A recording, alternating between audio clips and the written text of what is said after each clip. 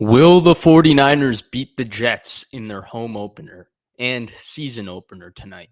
I'm Vish Kumaran. This show is powered by BetUS, and I'm going to explain why I think that the 49ers will ultimately win this quite tricky and daunting game versus a talented and tricky matchup, not to use tricky again, in the New York Jets. So let's get into it. I'm going to break this game down in two parts. First, what I see for the 49ers offense versus the Jets defense, and then what I see in terms of the matchup offense versus defense on the other side. So Jets offense versus 49ers defense. With the 49ers offense versus the Jets defense, before I get into maybe like how I think the game is going to play out from a schematic standpoint, who I think is going to be featured, what are the main things I think the 49ers are going to go to, I just wanted to break it down from a personnel standpoint. This is probably the most talented front that the 49ers have gone against in the last 2 years. When you look at the depth of the Jets front, and you look at some of those names from Quinnen Williams to Will McDonald to they had Bryce Huff last year. Unfortunately, they wanted to give him to the Eagles for a box of, dare I say, peanuts, given that Hassan Reddick isn't going to play for them. But they have Jermaine Johnson, who came on at the end of last year. Tack McKinley is there. Solomon Thomas has played okay for them. They have Javon Kinlaw, Will McDonald. The point is, there's a lot of first-round picks on that Jets defensive line, some more accomplished than others, but a lot of high-level athletes in that front seven. And where I think that makes the Jets unique as a defense is not only are they fast and they'll have the sideline to sideline speed, to keep up with the 49ers, they're also big. And they're bigger maybe than other teams that have had the speed to keep up with the Niners. So, like, for example, the Rams the last couple years, right? Last few years, maybe the entire time that Shanahan has owned this Shanahan-McVay matchup. You can get into very different X's and O's of how the 49ers have dominated the Rams, but the most simplistic football terms of why the 49ers have dominated that matchup since 2019 is the 49ers are as fast as the Rams, but they're also much bigger and stronger than the Rams. And the Rams' speed, which is a problem for just about every other team in football, isn't a problem for the 49ers because they kind of use that speed and lack of size against the Rams. And so in the case of the Jets, and the reason why I bring up the Rams matchup is in a lot of ways, I expect the 49ers to attack the Jets the same way they've attacked the Rams. Use their speed against them, a lot of misdirection, and run the football. The Jets got run on last year. Now, you could argue that sometimes their run defense maybe was a little bit worse than what they are in paper because they had to take some risks and blitz because their offense was so anemic and they were trying to create opportunities, turnovers, and stops. I kind of buy that. Maybe adding the size of a Javon Kinlaw is going to make their defensive line that much more physically dominant versus the run. Maybe. I don't know that I fully buy that, though Kinlaw did come on and play really well for the 49ers by his career standards at the end of last year. I just look at the main thing being that the 49ers aren't going to really mess around and try to get into a game where they have to drop Brock Purdy back versus this rush, similar to how they used to do it versus Aaron Donald and, dare I say, Leonard Floyd and co. back in the day. It's going to be a lot of misdirection, a lot of play action, using the run to set up a lot of run after the catch opportunities. Week one, they're going to force this Jets defense to have to get out and tackle in space, tackle Deebo Samuel in space, tackle Christian McCaffrey in space. And I think similar to how these Rams matchups have been dominated by misdirection and yards after the catch, featuring Deebo Samuel the last, 5 years, and especially Christian McCaffrey the last couple years. I think that's the type of game that we're going to see from the 49ers offensively versus the Jets. I think Shanahan is going to not take too many risks, of course, not essentially because the one thing that can really screw the 49ers in this game is dropping Brock Purdy back. Quinnen Williams absolutely abuses a Brendel or a Puny who's, first career start, or an Aaron Banks, which he's fully capable of doing. Next thing you know, sack, fumble, and the Jets have an opportunistic moment. I think given that they're playing in home, Shanahan is going to be very cognizant of trying to manage the game and use misdirection and use the short passing game and use the screen game and use the rhythm and cadence and use the Jets team speed against them, get them moving side to side, and then ultimately gut them up the middle. Kind of similar to what they used to do to the Rams and what they probably will do to the Rams this year, given how the game versus Detroit looked last night. I know that this is somewhat of a scattered preview, but the main things that I want to look at now that we're zeroing in on this one specific matchup, which is the Niners run game and their screen game and their short passing game, which is all kind of an extension of each other, that RPO game, a lot of those bubble screens, tunnel screens, everything that they do is what is the status of Christian McCaffrey's health, right? Calf Achilles, they say he's good to go. Of course, when you hear the calf Achilles term, especially with the Bay Area injury, you're immediately reminded of the Kevin Durant situation. Though isolated, it gives you an example of how threatening these calf injuries are. The calf injury of Andrew Luck is another one that comes into my mind as one that didn't heal and ultimately was one of the reasons why he retired.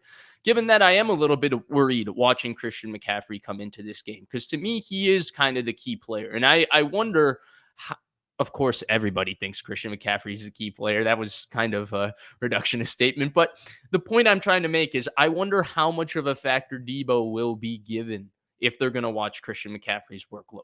They said they were watching Brandon Ayuk's workload. Trent Williams was going to play the whole game, which was a very promising thing. But I also think even if Trent Williams wasn't in shape, a tired Trent Williams probably gives them more in terms of what they can do on offense than Jalen Moore. So much of this offense revolves around Williams' unbelievable athleticism, range, and crazy ability to kind of execute blocks that no one else in the NFL or maybe even in NFL history has been able to execute. And it allows them to create better angles and better matchups for the rest of their offensive linemen, right? Not to go on a tangent, but a quick small tangent, something people talk about when they talk about the 49ers offensive line is how maybe the lack of talent of those five individual players. And I think it's a fair argument, but I don't think it's a full conversation when you're talking about offensive lines in general. First things first, I think offensive line play and offensive line play in general is more reliant on five guys working together, having a good understanding of the scheme, having a good understanding of their roles and responsibilities, delegating tasks, and being able to consolidate at the lines of scrimmage, who to block, who not to block. And doing that, I think that's more important than having five of the most talented individuals on the offensive line. So I will say that. Now, granted, again, there's such a large physical requirement to play that position given how good these athletes are. And we're going to see about 8 of them from the Jets tonight that are some of the best, most athletic defensive line, probably the deepest defensive line in the sport. You do need a level of higher level players, right? 49ers don't necessarily have that outside of Trent Williams, but having this one generational kind of left tackle allows them to do so many creative things like they do versus Aaron Donald. For me, people to think, oh, Daniel Brunskill dominates Aaron Donald. It allows them to create matchups and it allows them to dictate the game based on their scheme, based on their short passing game, based on their run game. A lot of that starts from just Trent Williams' ability to do so many different things for one position, unlike anyone we've seen before. So him playing, obviously, huge positive. Small tangent on the offensive line. The Christian McCaffrey health is the question mark, right? How many touches will he get relative to these other guys coming back? I think a good indicator will be how involved in this game is Debo early. Like I talked about, to me, this matchup, when I look at how the Jets rush the passer, how fast they are, their front seven, when you throw in CJ Mosley, who's a stud. Quincy Williams was awesome last year. Chuck Clark plays downhill. The corners are very aggressive with DJ Reed and Michael Carter and obviously Sauce Gardner. They play downhill. So when you look at all of those details, to me, it is going to be a game where they're going to try to get them moving side to side and use their aggressiveness against them. And when they ultimately do that, the question is, will they exploit it with Debo or Christian McCaffrey? Obviously, ideally, I think Christian McCaffrey is the player best suited for that, but his injury question mark will be the one thing I'm looking for. I think the 49ers, in a lot of ways, they have to play a perfect game, quote unquote, versus this Jets defense because the margin for error is so small. They're so talented on their defensive line. They're so fast all across the board, and that secondary is good. But hey, like they played Jalen Ramsey, make him tackle in space. That's what they're going to do to Sauce Gardner, make him tackle Debo Samuel in space. DJ Reed, terrific tackler. Michael Carter, also a good tackler, but can you tackle Debo Samuel? Can you tackle Christian McCaffrey? Can you tackle George Kittle? I think that's what they're going to really isolate this game down to on offense. And ultimately, even though this is probably the toughest defense they'll play on paper, especially with just the individual matchups, how difficult they are from the defensive line to the linebackers to the secondary, I still think the 49ers, if they execute this game plan, which they've done before versus the Rams, should be in a very, very good spot and should have the ability to move the ball, maybe not up and down, but just enough to be able to score and outscore the Jets. I'm going to say the 49ers score 24 points in this game. I'll tell you what the Jets score, but before that, I'm going to give you a quick word from our sponsor. What up, guys? Before I get back into why I think the 49ers defense can have some success versus the Jets offense and how I see that matchup playing out, I wanted to quickly give you a word from our sponsor, BetUS, guys. BetUS is obviously the place to be for this NFL season. It's the place to be in terms of pacing bets for this upcoming NFL season, of course. Gamble responsibly, everybody. Know that you're getting 150% bonus on your first three deposits up to $2,000 with the code YouTube150. Remember, guys, that's a deal of a 150% bonus on your first three deposits up to 2,000% with the code YouTube150. If I was you right now, here before the game, we got a couple hours, I'd be coming over to these NFL props. I'd be clicking on 49ers versus Jets. I was obviously already there, just doing it again to show you guys. And there would be some immediate things that I would like. For example, the over on 3.5 field goals, I would slam that. These are two good red zone defenses. Just how difficult execution was versus worse defenses yesterday in the NFL, how many field goals were kicked. I do think that this is a game that we'll see field goals, a lot of them. Obviously, I predicted the 49ers to score 24 points. Kind of a weird score given that I'm telling you they're going to kick field goals in this game, but that would be another thing. Another one I'm going to take is I kind of like the 49ers to win by 6 or more points. They tend to blow teams out when they get ahead. And I feel like I said, comparing this matchup to the divisional matchup versus the Rams in the past, I feel like this is favorable in some ways, though a difficult matchup. And I feel like they have the right game plan and the right kind of players to bring difficulty to an excellent Jets defense. This game is going to be about getting the ball into space, which is something Shanahan is the best in the league at, and running after the catch and forcing these excellent defensive players to think and then ultimately break down and tackle excellent offensive players in space. That's a very difficult thing to do for the Jets. It's a favorable place for the 49ers. And that's why I think they are capable of winning this game by more than 6 points. That's some odds of plus 105. I kind of like that, guys. Those would be the two main things I'm going to look at. But go Niners tonight. As you guys know, BetUS, guys. Promo code YouTube150 for a 150% bonus on your first three deposits, guys. Promo code YouTube150. Let's get back to the show. So, how is this matchup going to play out on the other side? I like the 49ers offense, obviously, versus the Jets defense. I went in circles, waxing poetically about certain matchups I liked, getting the ball into space, maybe the talent on the Jets defensive line, specifically that front seven, their speed. Now let's talk about it on the other side. The Jets offense is a little bit of an unknown, right? We didn't get to see them with Aaron Rodgers last year. We got to see them only with bad quarterback play, like Tim Boyle and Zach Wilson. And the two snaps we got to see them with Aaron Rodgers was telling to me, right? The first play essentially that Aaron Rodgers had of the year, the one he got hurt on, the one he pulled his Achilles on, they're cut blocking on a one-step slant. The play goes dead. Rodgers has nowhere to go, and he pops his Achilles. And that was kind of that for the Jets season. Now, what did I glean from that one play? When you're cut blocking on quick game, to me, that means you don't have confidence of your offensive line being able to block anybody. And in that game, the Jets were going up against the Bills at home with Von Miller coming off of a torn ACL and Leonard Floyd, current 49er, being the other edge rusher.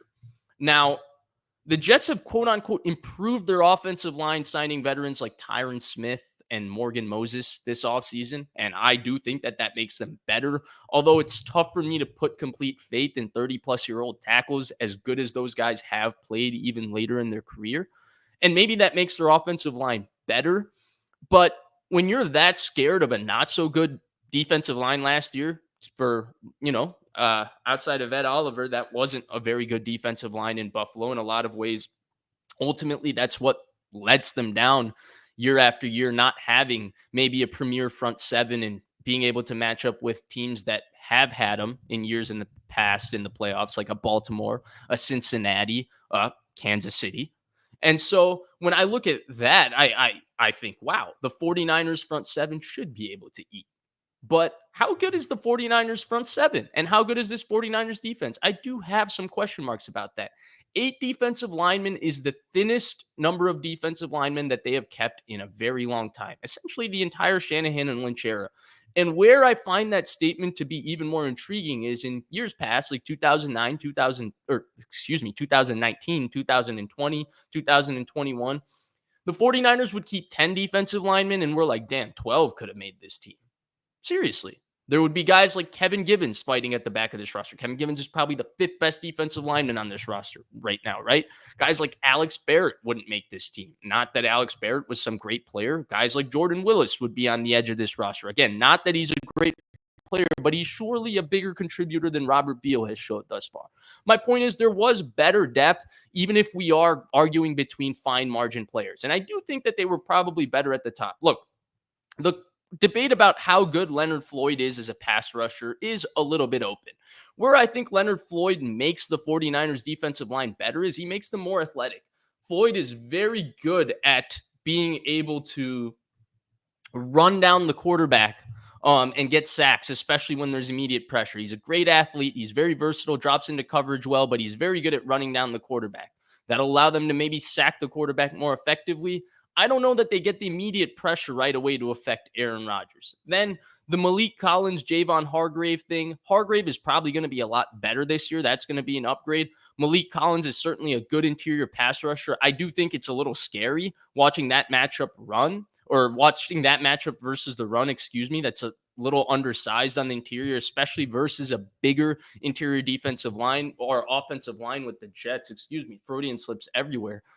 Even though that, kind of a Freudian slip. Not really. I didn't mean to talk about the 49ers defense. Either way, when I look at that matchup overall, I just question how good is this 49ers front seven? I don't know that we'll find out today because I think that there's enough matchups in terms of where I see a lack of talent in the Jets receivers. I think the 49ers corners aren't really going to be scared of Garrett Wilson or Mike Williams in this game. I think they're going to play very aggressive against the run, which is going to force Rodgers to throw the ball outside the numbers and aggressive because he doesn't seem to like throwing the football in the middle of the field versus the 49ers. And I think they're going to really challenge Rodgers' age. And so when I look at this matchup, while I have these questions about the 49ers front seven, and certainly based on one snap last year, I know that the Jets are scared of their offensive line no matter who they signed. And I know that the way people have been talking about Breece Hall, the Jets probably plan to run the football. I just feel like they're maybe not going to be the team that's going to be able to come cross country and point out these weaknesses in the 49ers defense. I like the 49ers winning this game kind of comfortably. I feel some type of way picking against Rodgers just because it's Rodgers in my lifetime. That's just one of those quarterbacks that, man, the things he would do, it's kind of wowing. And it's almost hard to be like, well, is he old? But I think he showed signs of age even before the Achilles injury. A lot of people compare it to Brady in New England. I don't really buy that. I think Rodgers was protected always in Green Bay. And over time, he's just become more and more conservative and more trying not to get hit rather than stand in and make big time throws. I think Brady's big transformation with the Bucs was them going max protection and asking him to be more aggressive, and he was making big time throws down the field, and he would really stand big and tall in the pocket. I guess I haven't seen that archetype from Rodgers in a long, long time. And because of that, sure, I have a couple of question marks on the 49ers defense. I have some question marks when it comes to the 49ers offensive line, you could say, maybe their continuity, given that they haven't practiced together. I just don't feel confident that the Jets are going to be a team that will exploit it. I think it's a very interesting matchup because they're going to see things with this team that they won't see maybe for the rest of the leagues or for the rest of the season, starting with the team speed, specifically on defense, combined with the size. This is going to be the best combination of size and speed on defense that they're going to go against. So even when I bring up the Rams game comparison, I think it'll be maybe a little bit harder than the Rams games have been just because the Jets are much more bulkier and stronger and more physical and have probably better athletes than the Rams, though they don't have an Aaron Donald. And given all of that, I'm going to say that the Jets scored 13 points in this game. 24-13 is my final score. Maybe I'll make it 24-16 just so that we can hit that over on the Bet US prop bet. But 24-16 is my final pick, guys. I have some concerns about the matchup, but ultimately I like the 49ers winning 24-16. Now, before I end this video, I am going to check because I think that I just saw some breaking news on Twitter that Christian McCaffrey will not play in this game. So I just spent this entire preview talking about how important Christian McCaffrey is, how important the misdirection, getting the ball into space, all of those things are going to be. But now, and yeah, here we go. Mike Garafolo, Ian Rappaport. Let me show you guys real quick. Share my screen. Here it is. Christian McCaffrey is inactive. Dramatic turn of events. Now, this injury is obviously exceptionally concerning for the entirety of the season. How serious it is? Calf, Achilles strain. Like I said, Andrew Luck, Kevin Durant, those things don't get better. Obviously, the 49ers will say that they're simply being precautionary, and sure, that might be a part of it, but you would rather not be precautionary at all because he's healthy enough to play, and simply pretending like, oh, they're just being precautionary, he's totally okay. They pay him a lot of money. They gave him a lot of money to play in NFL games. So they wouldn't hold him out unless he was physically incapable of playing, which is the case in this case. He's injured. Now, how does it change my preview? I will take the 49ers 24-16 still. Now the game essentially hinges on Deebo Samuel to me. Very similar to the Rams games in the past. I think this is a great opportunity for Deebo Samuel to show us what parts of his game from 2021 are still existent. This is going to be a game where I think they're going to feed and feature him heavily. Jordan Mason's obviously going to be effective in the run game, but anytime they're near the red zone, anytime they have some pace, tempo, rhythm going on offense, they're going to try to get the ball in Deebo's hands. I think this is going to be a massive Deebo game, and I think Deebo is going to be the guy that ultimately leads the 49ers to victory. Shocking news at the end of this video. Go Niners tonight, guys. Remember, this was powered by BetUS. Use promo code YouTube150 for 150% match on your first 3 deposits up to $2,000. Guys, remember, promo code YouTube150. Hell of a way to end the video. Christian McCaffrey will not play. Shocking. Maybe I'll make another video talking about that. But I ultimately see the 49ers winning this 24-16, a game featuring Deebo Samuel heavily. And that's, yeah, worst ending ever, guys, but that's how I see it ending. Go Niners tonight. I will be with Rob Guerrera post-show on the Gold Standard Network to talk about the post-game and then maybe post some thoughts here as well on the subsequent upcoming days. Thank you so much for watching, guys. Please like, subscribe, share, and I'll be back next time. See ya.